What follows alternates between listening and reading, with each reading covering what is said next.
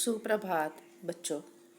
हम लोगों ने इसके पहले सुधा मूर्ति जो पाठ है, संकलित जो पाठ है, उसके बारे में हम चर्चा कर चुके हैं और आज हम पढ़ेंगे पाठ सुधा मूर्ति का जो पाठ उसको आज हम पढ़ने जा रहे हैं। तो यहाँ पर देखते हैं बच्चों कि अप्रैल 1974 की बात है। कब की बात है? 1974 की बात है। उस समय बेंगलुरु में गर्मी पड़ने लगी थी। भारतीय विज्ञान संस्थान के परिसर बराबर भारतीय विज्ञान संस्थान के परिसर में गुलमोहर के बड़े बड़े वृक्ष गुलमोहर के बड़े बड़े वृक्ष लाल रंगों का फूलों से लदे झूम रहे थे। कि बता रहे हैं कि सुधा मूर्ति अपने जीवन की कहानी बता रही। उस समय की बात है 1974 और उसमें कहाँ पर थी? बेंगलोर में, और गर्मी पड़ रही थी। भारतीय विज्ञान संस्थान यानी संस्था बराबर परिसर यानी मैदान में, जहाँ वो रहती थी उस मैदान में किसका फूल था? गुलमोहर का फूल। और बड़े बड़े वृक्ष और उन फूलों में लाल रंग के फूल, उन पेड़ों में लाल रंग के फूल लदे हुए थे और हवा चलता था तो फूल झूमते थे, बड़े सुंदर लगते थे। अब यहाँ पर है कंप्यूटर विज्ञान की कक्षा समाप्त कर, यानी कंप्यूटर की पढ़ाई, कंप्यूटर का पीरियड जो चल रहा था बराबर, और उसकी पढ़ाई कंप्यूटर विज्ञान बराबर कंप्यूटर विज्ञान की पढ़ाई वो करके बाहर निकलती हैं तो एक छात्रा हॉस्टल की ओर जा रहा था बराबर। कक्षा समाप्त कर एक छात्रा बराबर, यहाँ देखेंगे कि कक्षा समाप्त कर एक छात्रा हॉस्टल की ओर जा रहा था। उसकी दृष्टि कहाँ पड़ी? नोटिस बोर्ड पर कि हॉस्टल की तरफ वो छात्रा जा रही थी। एकाएक उसकी निगाह कहाँ पड़ी? जो बोर्ड लगा हुआ था वहाँ पर उसकी निगाह गई तो एक विज्ञापन पर पड़ी, जिसे आप लोग कहते हैं एडवर्टाइजमेंट बराबर। विज्ञापन यानी कि उस एडवर्टाइजमेंट वहाँ रखा था, जानकारी करना। यह विज्ञापन प्रसिद्ध यानी प्रख्यात, फेमस ऑटोमोबाइल, बच्चों याद रखना यहाँ पर ऑटोमोबाइल टेल्को कंपनी टाटा की ओर से नौकरी। कौन सी company? Telco company Tata automobile. नौकरी के इच्छुकों ने कि जिसको नौकरी की आवश्यकता हो ऐसे लोग कंपनी के योग्य और परिश्रमी बराबर, कि जो इस कंपनी के लायक हों, तो ऐसे लोग क्या करें? यहाँ परिश्रमी इंजीनियरों की बराबर, यहाँ पर देखेंगे क्या है? इंजीनियरों की, परिश्रमी इंजीनियरों की आवश्यकता थी। चौंकाने वाली बात थी, छोटे अक्षरों में लिखी अंतिम पंक्ति, महिला उम्मीदवार आवेदन ना भरे। आवेदन यानी रिक्वेस्ट लेटर, एप्लीकेशन न डाले महिला बराबर, महिला एप्लीकेशन न भेजे वहाँ पर। जब उन्होंने देखा कि नोटिस बोर्ड पर लिखा हुआ है विज्ञापन, एडवर्टाइजमेंट वहाँ पर है कि ऑटोमोबाइल कंपनी जो टेल्को है वहाँ पर जिसको नौकरी करने की इच्छा है, जो मेहनत करने वाले लोग हैं, इंजीनियर की आवश्यकता है, ऐसा था। और उसमें ये भी था कि महिलाएं इसमें अपना एप्लीकेशन लेटर ना डालें, यानी इस उम्मीदवार में महिलाएं भाग ना ले बराबर। महिलाओं को स्पष्ट बना कर आशा रखें कि महिला इसमें भाग ना ले, ऐसा उन्होंने पढ़ा। उसके बाद दूसरा पैराग्राफ है कि उसने एक बार नहीं 2 बार पढ़ा। कई बार, एक बार नहीं 2 बार, यानी जब हमें किसी बात काम पर विश्वास नहीं होता, अरे ऐसा हुआ, मैंने ऐसा किया, हम क्या करते बार बार उसको देखते हैं, अरे मैंने किया है ऐसा। तो उसी तरह सुधा कुलकर्णी को विश्वास नहीं हुआ। तो फिर उन्होंने क्या किया, 2 बार पढ़ा, हाँ यही तो लिखा है। फिर उन्होंने अपने मन को समझा है कि नहीं यही लिखा है, जो मैं देख रही हूँ वही लिखा, कुछ और नहीं लिखा है। उससे नौकरी की कोई आवश्यकता नहीं थी, क्योंकि उसे विदेश में क्या स्नातकोत्तर परीक्षा के बाद रिसर्च की डिग्री के लिए छात्रवृत्ति मिलने की पेशकश हो चुकी थी। वह स्वयं भी विदेश जाकर उच्च शिक्षा प्राप्त करना चाहती थी, परंतु यहाँ का भेदभाव, स्त्रियों में इतनी असमानता बात उसे कुछ पची नहीं। तो बच्चों यहाँ पर देखेंगे कि बता रहे हैं कि जब मैंने ऐसा पढ़ा कि ऑटोमोबाइल कंपनी टेल्को जो टाटा है, जिसको नौकरी चाहिए, उसमें सिर्फ जो मेहनत करने वाले लोग हैं वही इसमें क्या करें, अपना आवेदन पत्र भरे। और वहाँ पर छोटे अक्षरों में लिखा था कि इस आवेदन पत्र में महिला उम्मीदवार आवेदन न भेजे। तो सुधा कुलकर्णी को यह पढ़ करके बड़ा उन्हें आश्चर्य लगा, अरे ऐसे कैसे, उन्हें यकीन नहीं हो रहा था। और उन्हें अपने आगे की पढ़ाई बराबर रिसर्च करने के लिए कहाँ जाना था, उनको विदेश जाना था। और उन्हें तो पढ़ाई करने के लिए उन्हें स्कॉलरशिप यानी कि छात्रवृत्ति, यानी उन्हें वजीफ़ा या उन्हें पढ़ने के लिए पैसा मिलने वाला था, उसके बारे में पेशकश प्रस्ताव उनका चल रहा था कि उनको खर्चा सब कुछ वहाँ से मिलेगा। लेकिन स्वयं विदेश जाकर उच्च शिक्षा प्राप्त करना चाहती थी, वहाँ पर वो जाना चाहती थी। लेकिन जब उन्होंने वहाँ पर देखा नोटिस बोर्ड में कि स्त्री पुरुष में असमानता ने भेदभाव, स्त्री पुरुष में भेदभाव रखा जा रहा है, किसके लिए, नौकरी के लिए, यह बात उन्हें ठीक नहीं लगी। यानी कि सुधा कुलकर्णी ने क्या किया कि एक स्त्री होने के नाते उन्होंने बीड़ा उठाया कि हर एक को समान अधिकार मिलना चाहिए। अब और फिर उन्होंने आगे कह रहे हैं कि उन्होंने आगे बताया है कि वह अपनी कक्षा में हमेशा प्रथम स्थान पाती आई, कि अपने जो पढ़ाई कर रही थी उस पढ़ाई में वो सबसे आगे रहती थी। कंप्यूटर विज्ञान की कक्षा में पुरुष सहपाठियों में अकेली लड़की थी। देखिए कि जो कंप्यूटर विज्ञान की वो पढ़ाई कर रही थी, उस पढ़ाई में सभी लड़के ही थे, पुरुष सहपाठी थे। सहपाठी यानी पता है साथ में पढ़ने वाले, शब्द समूह के शब्द साथ में पढ़ने वाले को क्या कहते हैं, सहपाठी कहते हैं। जैसे आप लोगों के साथ आपके मित्र पढ़ रहे हैं वैसे। उसमें जब सुधा कुलकर्णी जब पढ़ रही थी, कंप्यूटर विज्ञान की पढ़ाई कर रही थी, तो उसमें उनके जो सहपाठी थे सब क्या थे, सब लड़के ही थे। और सिर्फ सुधा कुलकर्णी ही अकेली सभी लड़कियों के बीच में इकलौती थी, और पढ़ाई में हमेशा वो प्रथम आया करती थी। तो योग्य थी, परिश्रमी थी।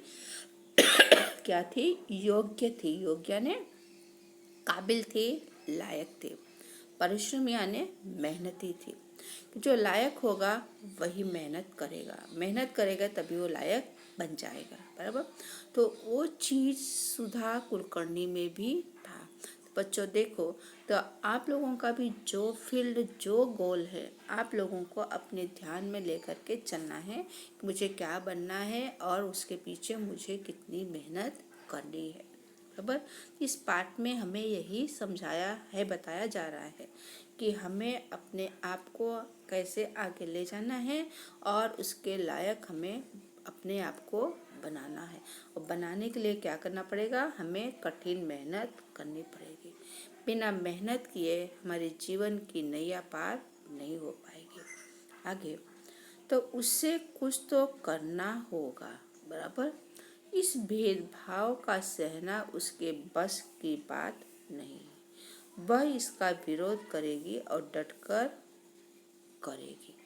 अब सोचो कि गांव के इलाके की लड़की, बराबर, वो क्या पुरुषों के साथ कंधे से कंधा मिलाकर इकलौती लड़की पढ़ रही है और पढ़ाई में भी क्या है, प्रथम आ रही है। उसके साथ साथ जब उन्होंने वहाँ पर देखा, क्या देखा कि और मतलब कि महिलाएं ही सिर्फ आवेदन पत्र भरें और पुरुष ही आवेदन पत्र भरे और महिलाएं आवेदन पत्र के उम्मीदवार नहीं है, तो उसे चौंकाने वाली बात उसे लगी और उसे यह उचित नहीं लगा और उसे ऐसा लगा कि इसका तो विरोध करना चाहिए, क्योंकि समाज क्या हो रहा है, समाज धीरे धीरे शिक्षित हो रहा है, सभी लोग पढ़ लिख करके आगे निकल रहे हैं। तो हर एक क्षेत्र में जब महिलाएं आगे हैं तो फिर यहाँ पर उम्मीदवार के लिए, नौकरी के लिए सिर्फ पुरुषों को ही क्यों महत्व दिया जा रहा है। इसका जोर शोर से सुधा कुलकर्णी ने अकेले ही आवाज उठाई, बराबर। तो नेक्स्ट पैराग्राफ देखते हैं बच्चों। उसने अपनी डायरी में आवश्यकता अनुसार सूचना लिखी और तेजी से हॉस्टल की ओर चल दी। आवश्यकता अनुसार सूचनाएं कि वहाँ जो नोटिस बोर्ड पर जो सूचनाएं थे, बराबर, कि टाटा टेल्को कंपनी में ही जो इच्छुक है, जो परिश्रमी है, जो मेहनती है, वही पुरुष ही यहाँ पर क्या आवेदन पत्र भरे। उसका एड्रेस लिखा था, उस एड्रेस, उस पते को उसने क्या किया, अपने डायरी में लिखा और डायरी में लिखने के बाद वो कहाँ चली, अपने हॉस्टल की तरफ वो चल पड़ी। उसने निश्चय किया कि वह टेल्को कंपनी के सर्वोच्च अधिकारी को सूचित करेगी, बराबर। सर्वोच्च यानी सर्वोपरि, जो टेल्को कंपनी का जो सबसे ऊंचा जो अधिकारी है उसे वो सचेत करेगी, उसे वो सतर्क करना चाहेगी कि उनकी कंपनी इस प्रकार का अन्याय नहीं कर रही है। कि क्या उनकी कंपनी, उन्हें सूचित करना पड़ेगा कि उनकी कंपनी इस प्रकार का अन्याय यानी अत्याचार या नाइंसाफी नहीं कर रही है, या उन्हें साबित करना पड़ेगा। उसे उस सर्वोच्च अधिकारी का नाम मालूम तो नहीं था, केवल इतना पता था कि टाटा समूह के प्रमुख J.R.D. टाटा हैं। उसको पूरा नहीं पता, लेकिन इतना ही पता था कि टाटा समूह के प्रमुख J.R.D. टाटा हैं, इतना उसे पता था, बराबर। और फिर उसने वहाँ पर डायरी में सब कुछ उसने लिखा और लिखने के बाद उसने क्या किया कि उसने सोचा, अब मैं जो टाटा जो कंपनी है, वहाँ के उच्च अधिकारी कौन है, उसके बारे में मुझसे ज़रा भी जानकारी नहीं थी। फिर भी क्या किया, उसने कोशिश की और उसके बाद उसने क्या किया बच्चों, उसने फिर एक पोस्ट कार्ड, यानी कि आप देखेंगे पोस्ट कार्ड, आप लोगों को शायद अभी तो नई नई टेक्नोलॉजी आ गई, तो अभी सारा काम मोबाइल में ही हो जाता है। तो उस समय पोस्ट कार्ड, अंतर्देशी लिफाफा, ये सब जानकारी आपको पोस्ट ऑफिस जाएंगे तो वहाँ से पता चल जाता है। येलो कलर का थोड़ा हार्ड पेपर होता है। उस समय ये सारी सुविधाएं, पुराने ज़माने में सारी सुविधाएं उपलब्ध नहीं थे, तो लोग अपने हाथ से पोस्ट कार्ड में या अंतर्देशी में या लिफाफा में लिख करके अपनी बातें लोगों तक पहुंचाते थे, बराबर। अपने सगे संबंधी को जहां भी अपनी बात रखनी होती थी, इसमें लिख करके पोस्ट कर देते, तो पोस्ट ऑफिस जाते थे, वहाँ पर पोस्ट बॉक्स में डाल देते थे, बराबर। तो उन्होंने क्या किया, सुधा कुलकर्णी ने पोस्ट कार्ड लिया, बराबर। J.R.D. टाटा को संबोधित करते हुए, किसको संबोधित किया, J.R.D. टाटा को। संबोधित यानी संबोधन, बराबर। इस तरह हम लिखते हैं ना कि respect sir, respect madam, okay, तो वैसा उन्होंने संबोधन किया। आपने भारत में लोहा, इस्पात, रासायनिक पदार्थ, कपड़ा, मशीनों के बड़े बड़े उद्योग लगाए हैं। भारतीय विज्ञान संस्थान की स्थापना में बढ़ चढ़ करके अपना योगदान दिया है। सौभाग्य से मैं उसी संस्था में पढ़ रही हूँ।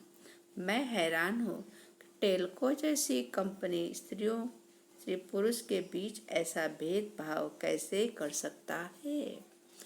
यानी सुधा कुलकर्णी ने क्या किया बच्चों, उन्होंने टेल्को कंपनी को क्या पोस्टकार्ड पत्र लिख करके भेजा कि आप तो क्या है, बहुत बड़े लोहा इस्पात, लोहे का कारखाना, रसायन शास्त्र संबंधी वस्तुएं बनाई जा रही हैं। आपके यहाँ कपड़े, मशीनें, बड़े बड़े उद्योग हैं, बड़ी संस्थाएं हैं और बढ़ चढ़कर अपना योगदान दे रहे हैं।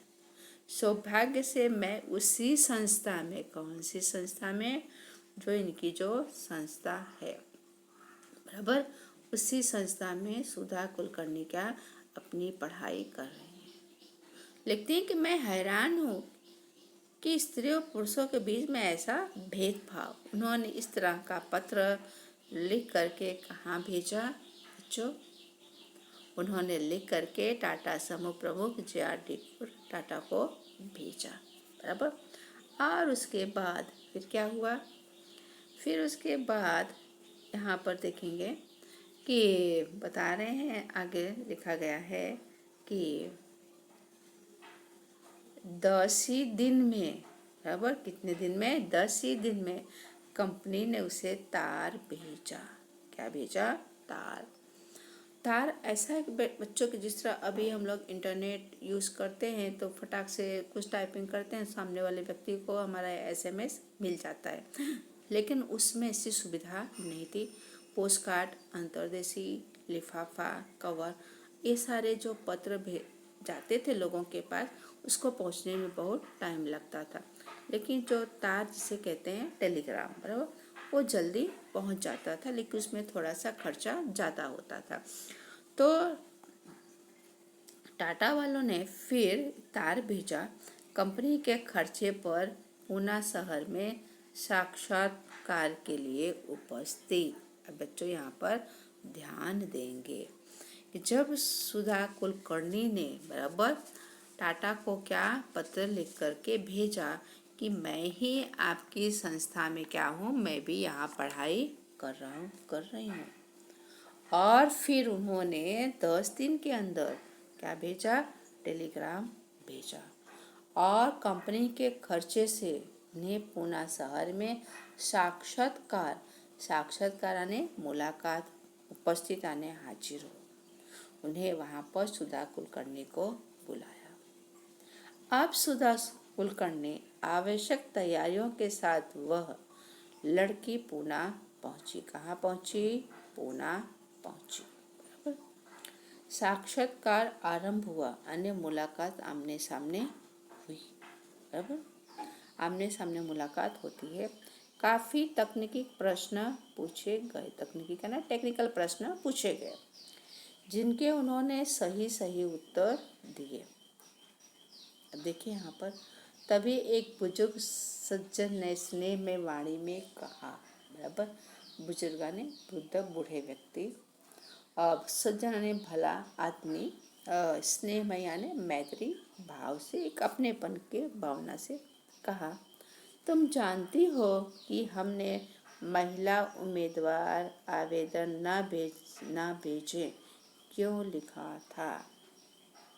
क्योंकि यहाँ फैक्ट्री में मुख्य कार्यस्थल पर महिलाएं नियुक्त नहीं होती हैं, बराबर, कि यह जो फैक्ट्री है, इस फैक्ट्री में महिलाओं को हम नौकरी पर नहीं रखते हैं। तुम्हारी जैसी मेधावी यानी तेजस्वी, बुद्धिशाली महिलाओं को क्या करना है, अनुसंधान यानी रिसर्च, खोज आविष्कार जाकर शालाओं में जाकर कार्य करना है। यानी तुम नई नई खोजें करो, तुम शाला में जाओ, पाठशाला में जाओ, विद्यालय में जाओ, यूनिवर्सिटी में जाओ, पीएचडी करो, ये सब करो।